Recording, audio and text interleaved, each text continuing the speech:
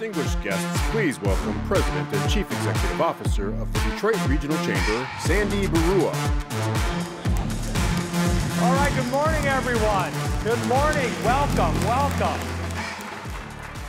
We're delighted. Thank you for joining us for the kickoff session. We're excited to have my boss, Suzanne Shank, ready, waiting in the wings, along with our governor, to kick off this year's Mackinac Policy Conference. You know, the Detroit Regional Chamber, we are so proud to be the stewards, and we really do view ourselves as stewards of this unique statewide asset. But you know, it's not our day job.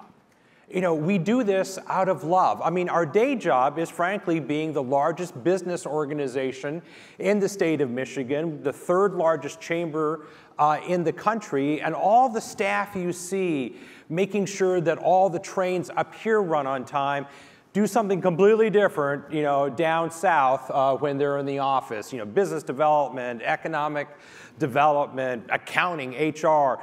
And all of us at the Detroit Regional Chamber welcome you here to the 24 Mackinac Policy Conference. And we would not be here without our terrific sponsors. Leading the way, as always, is our dear friend Dan Lepp and the great team at Blue Cross Blue Shield of Michigan, such steadfast supporters. And we want to congratulate Tricia Keith on the brand new announcement that she will be Blue Cross's next CEO.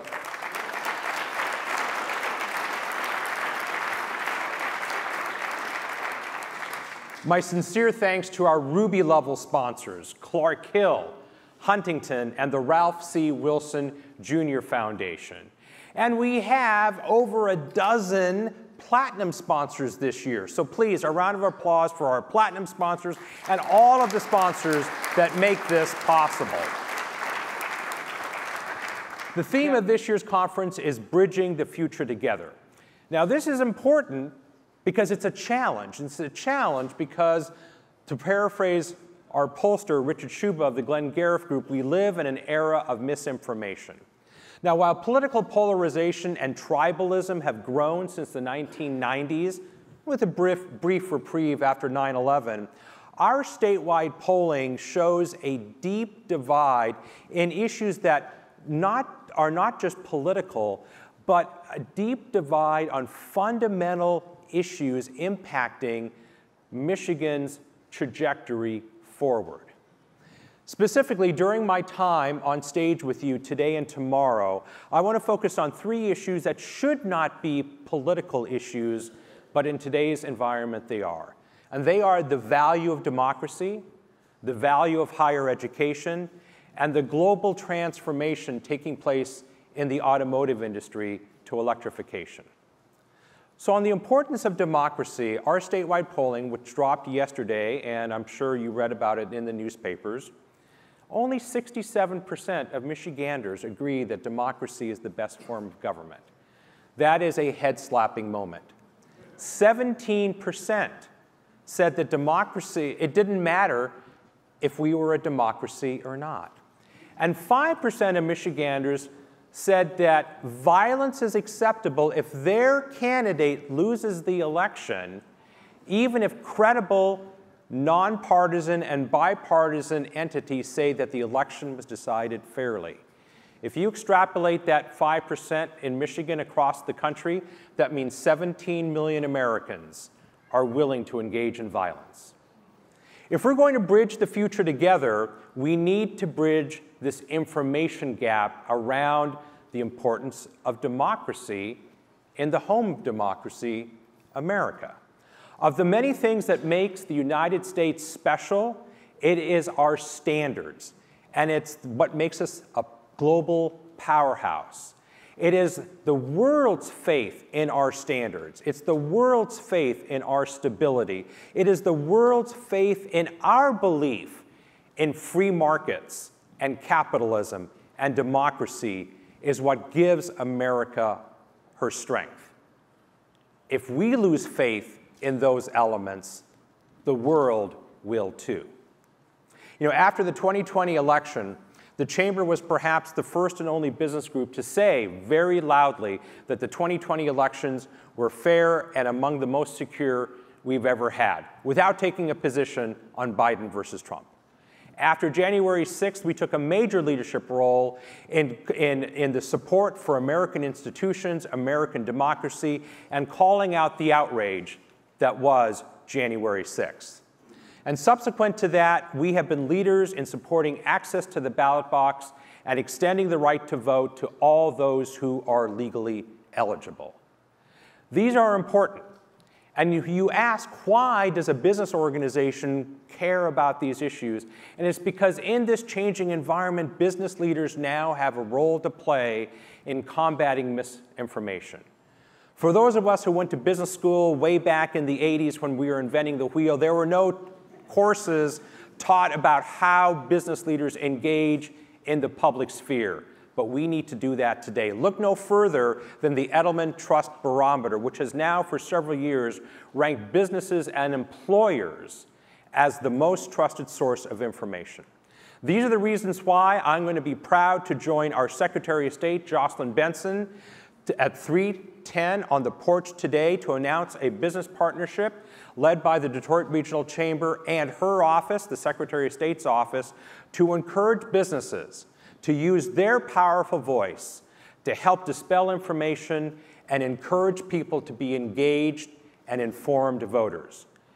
Business leaders have a more important role than ever in combating misinformation in our society. And the fact that you all are here tells me that you already know that. Thanks so much for being here. Enjoy the conference. We're honored you've taken your valuable time to spend with us. Please welcome President and Chief Executive Officer of Siebert, Williams, Shank & Company, LLC, and Chair of the 2024 Mackinac Policy Conference, Suzanne Shank.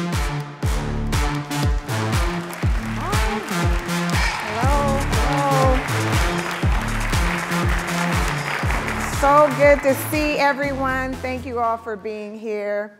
Welcome to the 2024 Mackinac Policy Conference. I recently read a book entitled, "Whatever It Is, I'm Against It." Sound familiar? While the book focused on the state of higher education, the title really resonated with me given the current state of affairs and discord in our country today. This great annual conference, the Mackinac Policy Conference, brings together leaders of business, policy, the nonprofit world, other critical stakeholders, and presents an excellent opportunity for us to collectively pause and tackle our greatest challenges with a focus on partnership and collaboration. Now, many of you may not know, before my career on Wall Street, I was a civil engineer. And I have a deep admiration for bridges. The beautiful Golden Gate Bridge in San Francisco, the iconic Brooklyn Bridge in New York City, and the majestic Tower Bridge in London.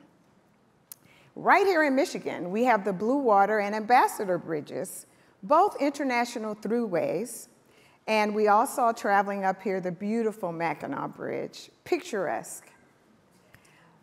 Right here in Michigan, we actually have over 11,000 bridges that serve critical purposes.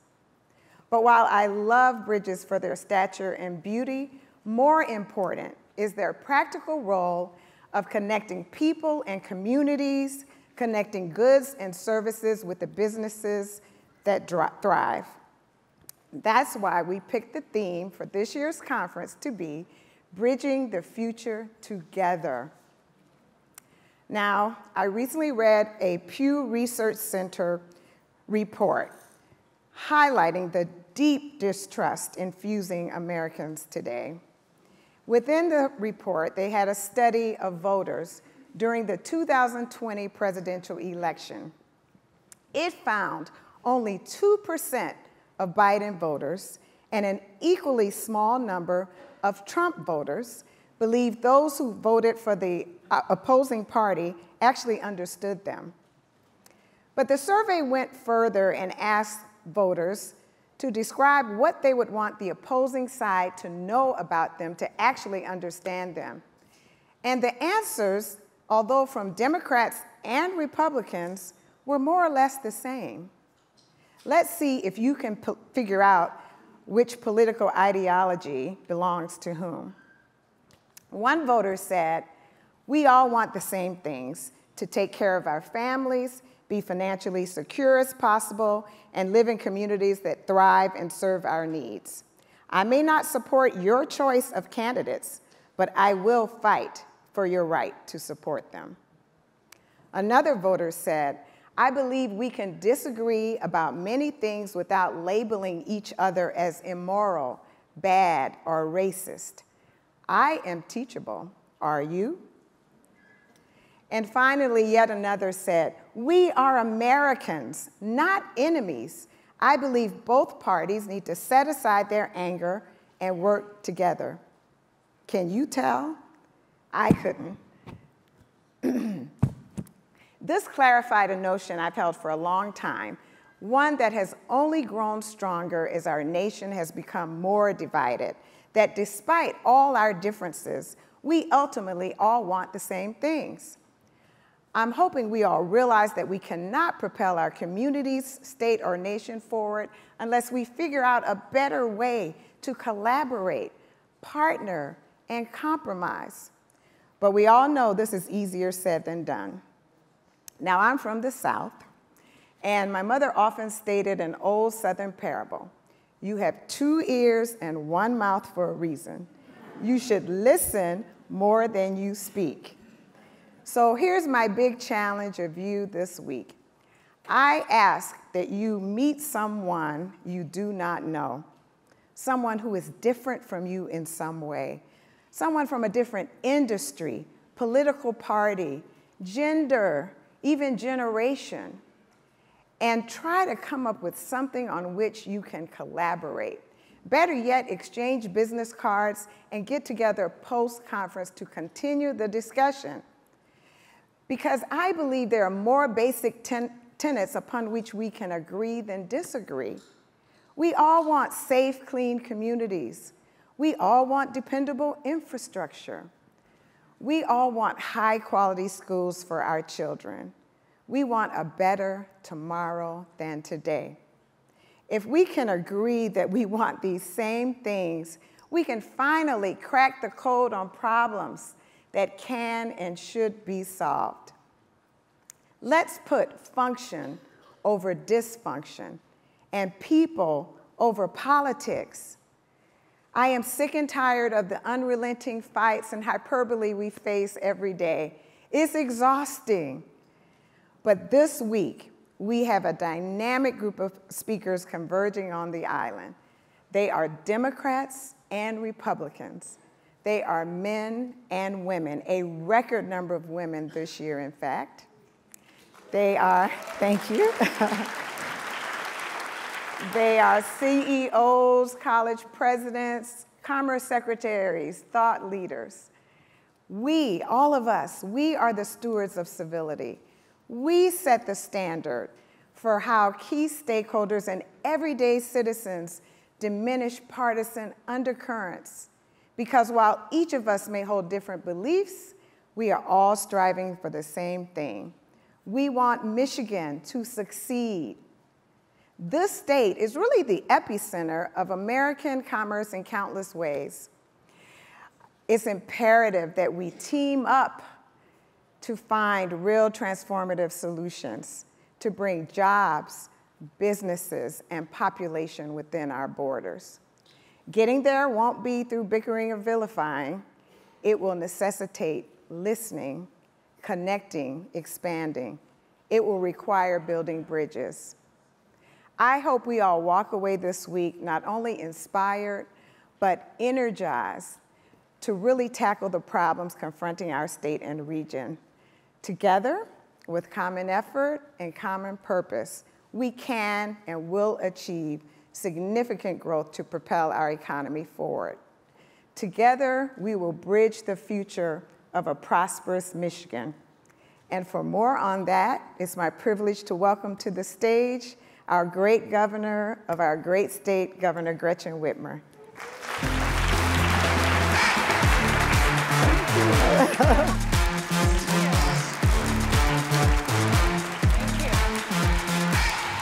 Thank you.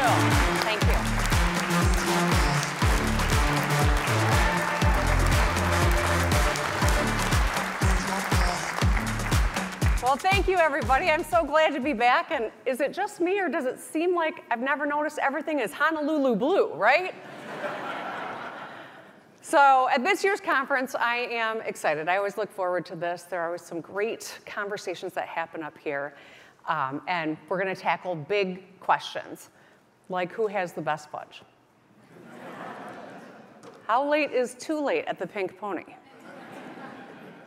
And what was it that I just stepped in? Anyways, I want to recognize the Detroit Regional Chamber for their hard work this year to bring us together. Sandy Baruah and his whole staff do a fantastic job.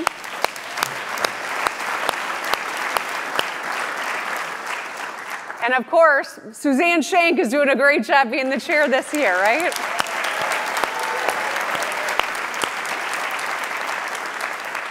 And these conferences are not possible without a whole lot of nameless people who do the grunt work long before we get here and long after we go. All the staff here at the Grand and all the staff across the island. We should give them our thanks as well.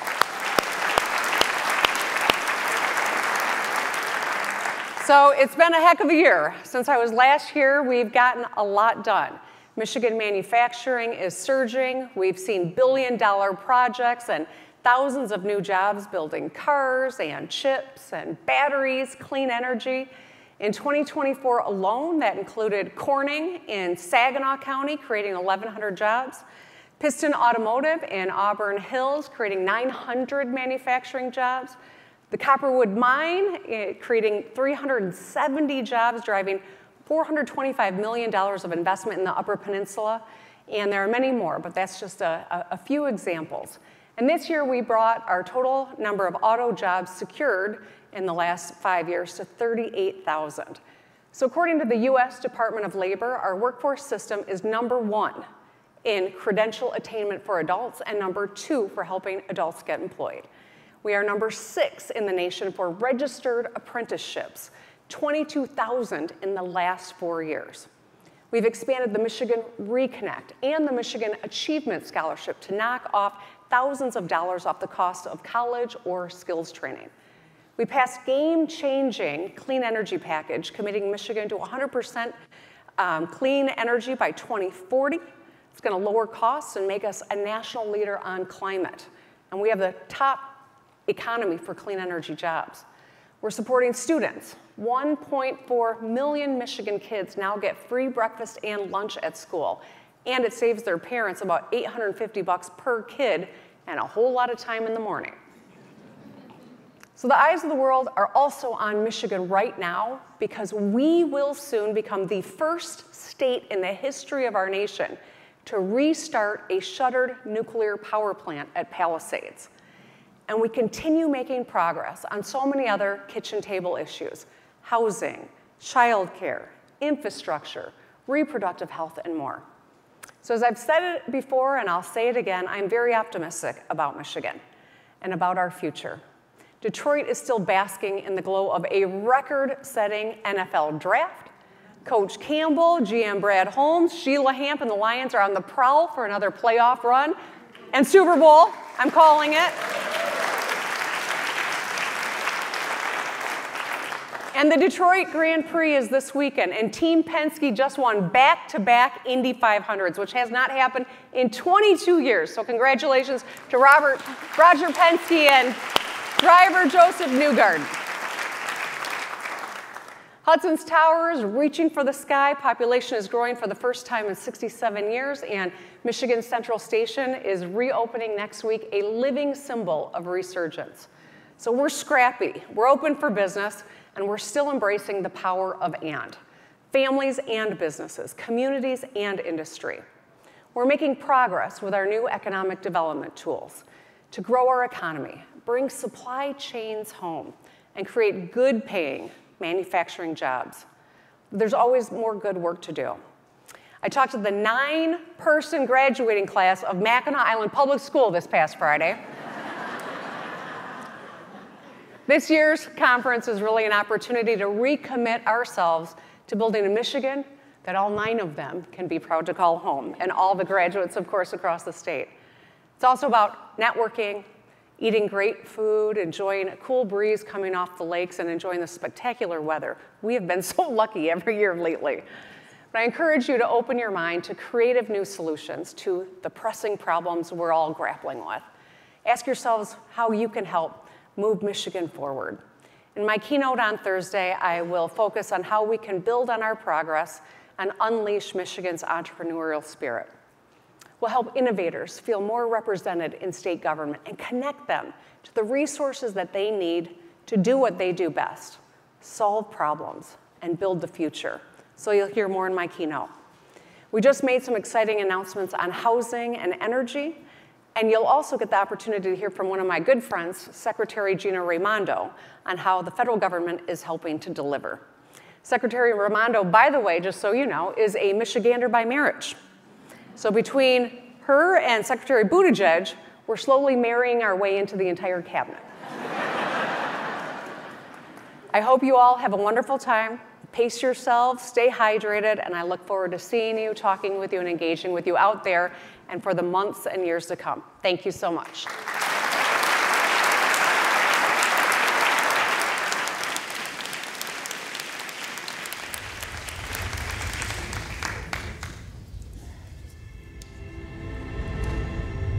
A place that plants strong seeds, shapes and defines its future without fear.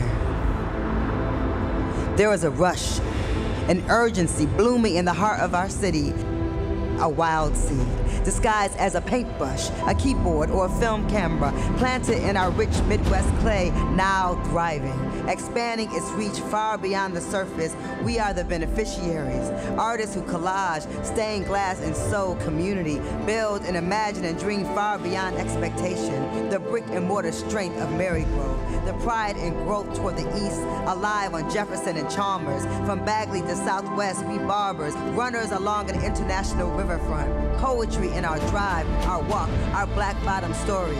This is salt work, life work, passed down gift. It's in the undertow, it's in the sowing inside the earth, so the new crop flourishes. It's a respect for culture and a call to action. We recognize trailblazers and push them into the beautiful new. Welcome to our centennial.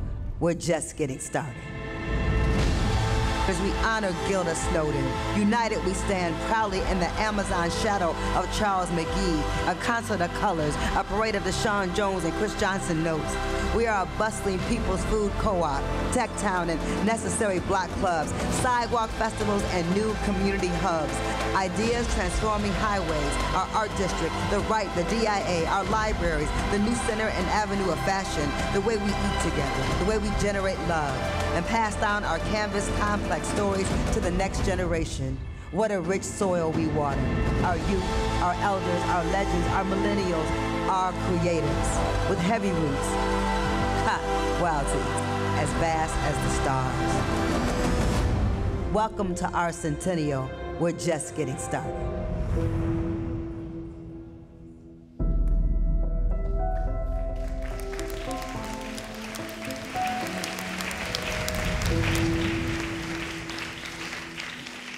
Masco Corporation is proud to deliver products that enhance the way consumers all over the world experience and enjoy their living spaces. Masco, serving Michigan communities since 1929. Support also provided by the Cynthia and Edsel Ford Fund for Journalism at Detroit PBS. DTE Foundation is a proud sponsor of Detroit PBS. Among the state's largest foundations committed to Michigan-focused giving, we support organizations that are doing exceptional work in our state. Learn more at dtefoundation.com. We help organizations find their voices through what they do and who they impact. We are VVK PR and Creative, a Detroit agency telling the stories of critical issues affecting the big picture and the small moments. Stories at Skyline Heights and on-the-ground influence. We lead with relationships first, solutions always, and with diversity as our compass. VVK PR and Creative. Nissan Foundation, and viewers like you.